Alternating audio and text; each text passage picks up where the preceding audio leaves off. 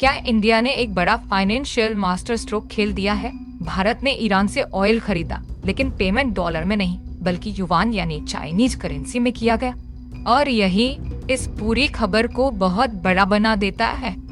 अब सवाल ये है कि आखिर डॉलर को छोड़कर युवान में पेमेंट क्यों किया गया, जबकि वेवर मौजूद था और हम डॉलर में भी पेमेंट कर सकते थे। यही सबसे बड़ा ट्विस्ट है। इसको समझने के लिए पहले समझो ग्लोबल ऑयल सिस्टम। दुनिया में ज्यादातर ऑयल ट्रेड डॉलर में होता है, इसी वजह से डॉलर इतना पावरफुल बना हुआ है।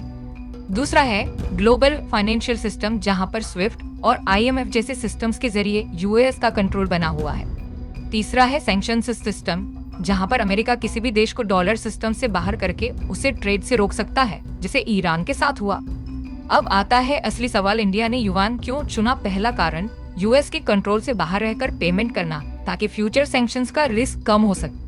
दूसरा कारण, ईरान खुद युवान को प्रेफर कर रहा है क्योंकि उसका चाइना के साथ भारी ट्रेड है और वो डॉलर सिस्टम से बाहर रहना चाहता है। तीसरा बड़ा फैक्टर है चाइना, जो चाहता है कि पेट्रो डॉलर सिस्टम खत्म हो और उसकी जगह पेट्रो युवान सिस्टम आए, जिससे उसकी ग्लोबल पावर बढ़े। ये ट्रांजैक्शन हुआ कैसे? इंडिया की रिफाइनरी ने ऑयल खरीदा और पेमेंट शंघाई में बैंक के जरिए युवान में रूट किया गया, यानी एक पैरेलल फाइनेंशियल सिस्टम का इस्तेमाल।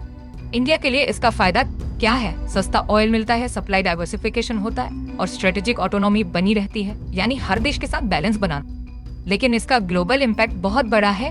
अगर ऐसे ही युवान में पेमेंट बढ़ता गया तो पेट्रो डॉलर सिस्टम कमजोर होगा और डीडॉलराइजेशन की शुरुआत तेज हो सकती है। लेकिन रिस्क भी है, युवान पूरी तरह फ्री नहीं है। चाइना कभी भी कंट्रोल कर सकता है और इससे इंडिया की डिपेंडेंसी भी बढ़ सकती है। साथ ही US का प्रेशर भी आ सकता है।